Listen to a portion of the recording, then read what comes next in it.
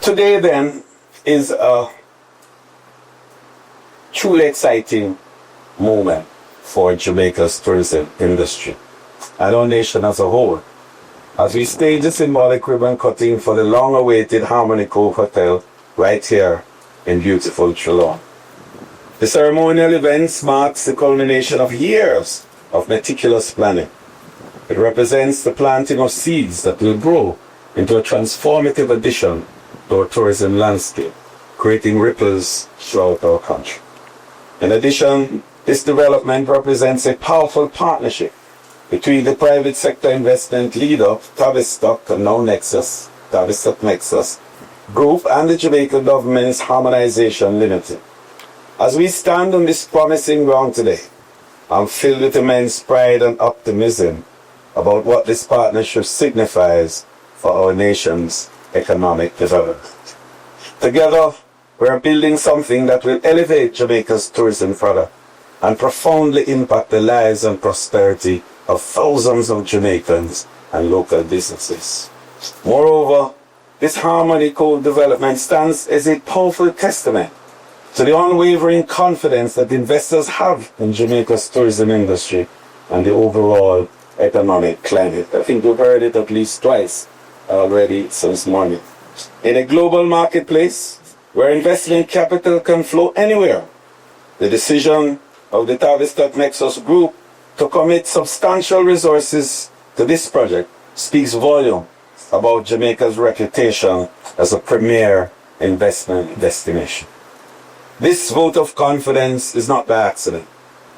It is the result of the government's steadfast commitment to creating a business-friendly environment, maintaining economic stability, and fostering public-private partnerships that benefit all stakeholders. Jamaica offers not just breathtaking natural beauty, but also the policy framework, infrastructure, and human capital necessary for tourism ventures to thrive. And I just want to say that this $1 billion integrated resort project, $1 billion US integrated resort project, is set to transform this 2,300 acres of Trelawny's stunning coastline into a world-class destination. And you've heard so much of it a while ago from Chris that it need not be re-emphasized by me at this moment, except for me to say to Chris and the team that your decision to invest in Jamaica at this time is well thought through, well founded, and will be very, very productive. And I want to say that because we have done our work. We are creating the infrastructure that is enabling that sort of pivot now from the all-inclusive discussion that you brought up earlier to another dimension of tourism, luxury tourism. And this ribbon cutting represents the start of a series of such events over the next few weeks into months, as we have a number, Chris, of other $1 billion US. So see how infectious probably was $1 billion is. It brings other $1 billion investment. And we have them all around you. We're going to have them in Montego Bay. I mean, in addition to Pinnacle that is there already, we're going to have them in St. Runaway Bay next to you down the road. We're going to have them in West Philadelphia, in Paradise, and all across Jamaica over the next few months. As we move into phase 3 of the development process, you will be seeing multi-billion-dollar investments in tourism.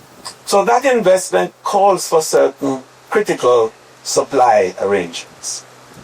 So our policy determination is going to drive a greater sense of local involvement in the supply chain tourism.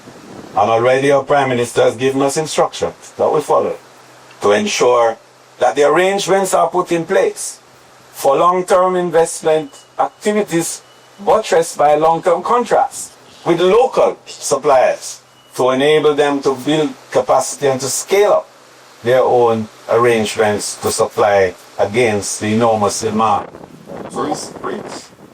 But perhaps, Chris, what you need to hear most from me, not just the fact that we have today, the strongest airlift arrangements in the entire Caribbean and arguably Latin America. Today, Jamaica is connected to every single island of the Caribbean. Every single island. We have 8 airlines that connects every single island. And it puts us in a great position. Even how? For the big ones that I'm talking, the Emirates and the Etihads and all those powerful GCC country airlines that are moving hundreds at a time, not thousands, but 3,000 and 4,000 moving on a weekly basis into our space. And that enables a different type of demographic to come into our space. A demographic that aligns with your investment proposal here at Cove. So bring the T square and all the squares that you want. We have the capacity to enable them to make money and to leave wealth behind in Jamaica. In closing, I want to indicate that the human capital development strategies that we are pursuing are tailored now for the luxury figures. Tomorrow, I inaugurate the first Astronomy Academy for workers and schools. Today, the first cohort of executive sous chefs are being trained at Oyster Bay Group of Excellence just a few minutes away from here. Oh, wow. And Jamaica is positioning itself to enable a greater level of skill that the industry requires.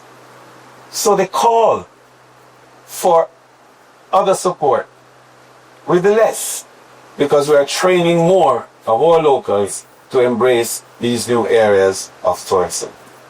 The issue of AI and its impact on tourism is something which we're very careful about to make driving that, to make a center for tourism innovation we established 5 years ago for that simple purpose. And we have on 2 key areas, Prime Minister, which you will allow me to just mention. And that is, we're training through high schools. We have a cohort of students in 33 high schools across Jamaica that are being trained certification in tourism, hotel and tourism management, and they graduate with an associate degree in hotel management and tourism. Secondly, we have a program with the American Hotel and Lodging Education Institute and the American Culinary Foundation to certify competent workers in the industry, persons who are fabulous workers, well trained in a certain area, very competent but not certified. And so we have moved in and have certified 20,000 of such workers already. And finally, we are looking at building out the social infrastructure for the world.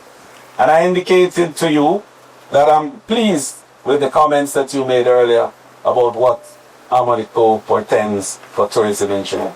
But I'm particularly impressed with the ESG component of your presentation. So we want you to continue to go along that line, because every investor coming to Jamaica now is participating with that. We're building houses for the tourism workers. We're participating in the historic workers' pension program.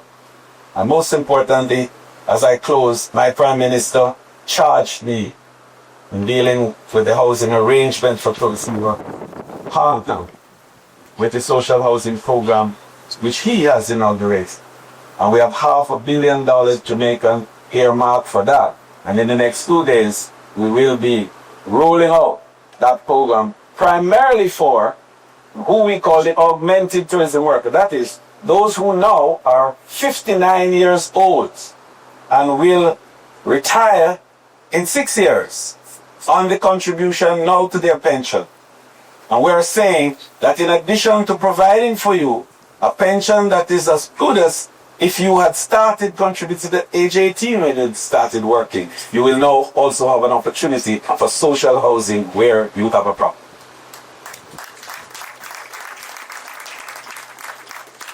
And we want all our partners to buy into this because we see the future bright for tourism, but the workers must never be left.